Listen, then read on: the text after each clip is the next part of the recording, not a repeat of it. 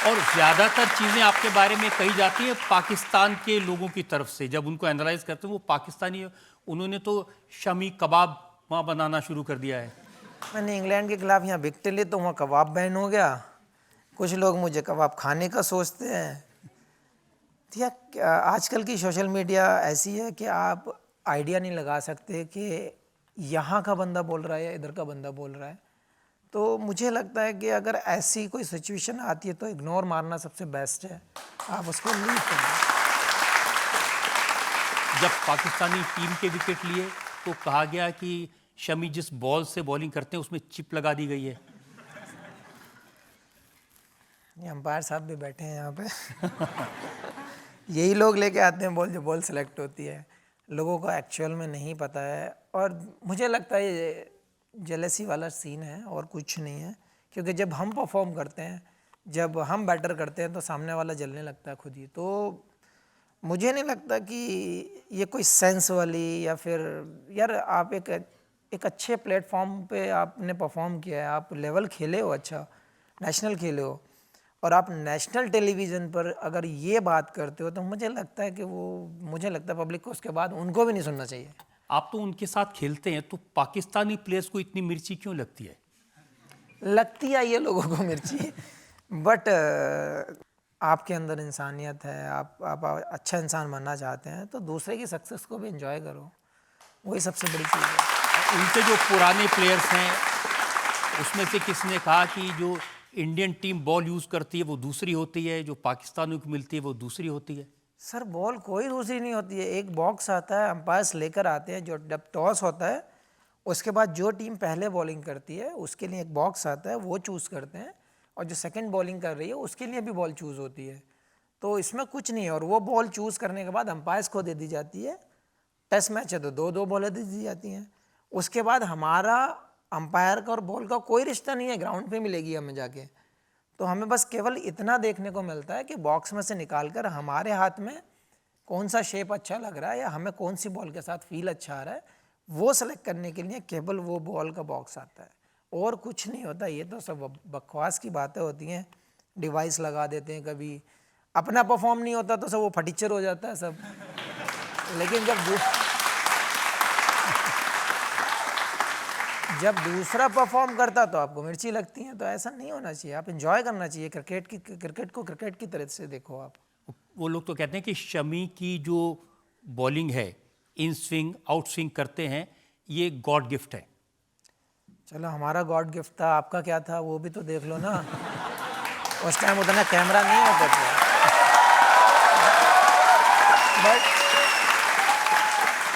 मतलब खुद ने तो स्किल्स बनाया ना, हमने तो नहीं बनाया। हमारा गॉड गिफ्ट है, कम से कम गॉड ने तो दिया है हमें, हम उस पर मेहनत कर रहे हैं, उसको प्योर कर रहे हैं। वो आके देखिए ना कि हम कितनी मेहनत कर रहे हैं। किसी चीज़ के पीछे जब ऐसे ही कोई चीज़ नहीं मिल जाती है, आप उसके लाखों बॉल डालनी पड़ती हैं एक बॉल को परफेक्ट करने के लिए। तो वो जो मेहनत कर रहे हैं आप उसको ऐसे ही धुएं में उड़ा दे रहे हो, ऐसे ही मिट्टी में मिला दे रहे हो, ऐसे नहीं होता है। मैं हमेशा यही कहता हूँ, अगर आपका मेहनत कर रहा है बंदा तो आपको उसको सहारा देना चाहिए, टांग नहीं खींचनी चाहिए उसकी। तो अगर कोई स्किल पसंद आ रहा है तो तारीफ़ ही कर दो, कुछ ना करो, घर से तो कुछ नहीं दे रहे ना। तो वो चीज़ें होती हैं, आप वो आदमी का मेंटलिटी होता है कि आप कैसा सोचते हो दूसरे के बारे में। और वो भी दिन याद है जब पाकिस्तान के खिलाफ आप खेल कर आए थे तो आपके गांव में 50,000 लोग इकट्ठे हो गए थे। सो वो डेब्यू की बात है, वो हमने भी एक्सपेक्ट नहीं किया था कि इतने लोग आएंगे, क्योंकि गांव में कभी इतने लोग देखे ही नहीं थे।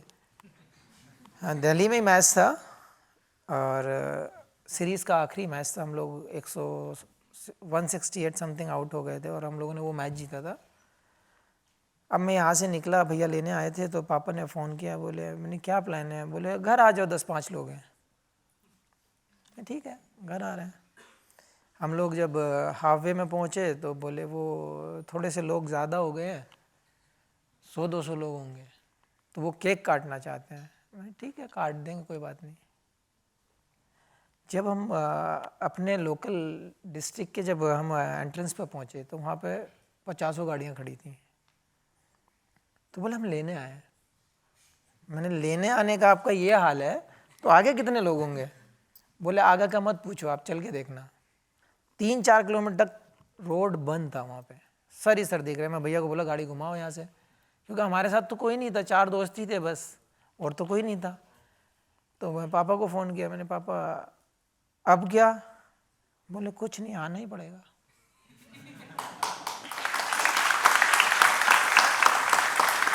फिर उस टाइम पे फिर और कोई रास्ता था नहीं, गाड़ी से निकला, क्योंकि वो आज तो ऊपर बीच में से निकल जाते हैं ना, पहले नहीं था वो। तो आगे से बोनेट पे चढ़ने के बाद ऊपर बैठा फिर मैं, कि ऊपर बैठने के बाद, क्योंकि अंदर से लोग उनको हाई भी नहीं हो पा रहा था, बट बहुत इज्जत मिली कंट्री खेलने के बाद, लोगों ने बहुत प्यार दिया, प्राउड फील हुआ। और घर पहुंचते पहुंचते हमें 5 घंटे लग गए वो 6 किलोमीटर क्रॉस करने में। मेरा सवाल आपसे ये है, जब ऑस्ट्रेलिया से हम 2023 वर्ल्ड कप का फाइनल हार गए थे, उस टाइम पे ड्रेसिंग रूम में काफ़ी गम का माहौल था। उस समय हमारे माननीय प्रधानमंत्री नरेंद्र मोदी जी आए थे और उन्होंने पूरी टीम का हौसला बढ़ाया था।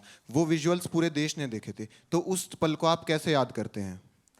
ऐसी परफॉर्मेंस के बाद जब आप नॉन स्टॉप जा रहे हो, कोई मैच ना हारे हो, और सडनली आप वो मैच हार जाते हैं जहां आपको टाइटल मिलना होता है, तो हर्ट तो करता है यार इतनी मेहनत के बाद।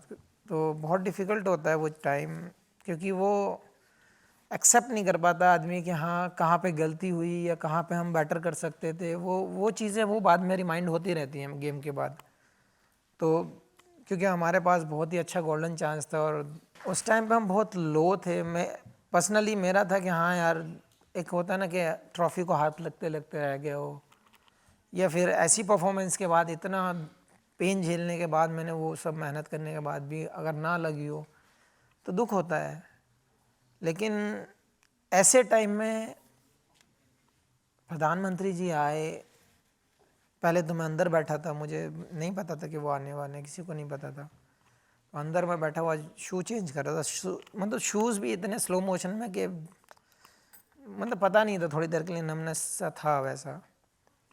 तो किसी ने आके बोला कि वो सर आए हैं। अरे मैंने आने दो, मूड ख़राब था, क्या करता मैं। तो बोले नहीं सर आए हैं। तो जब 2-3 बार सर हो गया, मैंने कौन सर आए? बोले वो प्रधानमंत्री जी आए हैं।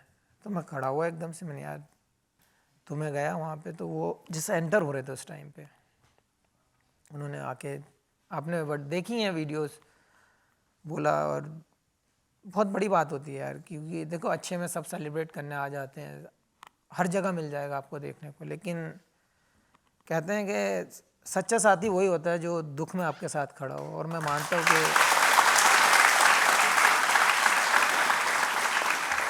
कि उस मीटिंग, उस 4 वर्ड्स के बाद एटलीस्ट हम इतना फील कंफर्टेबल कर रहे थे कि हम सुकून से खा सकते थे।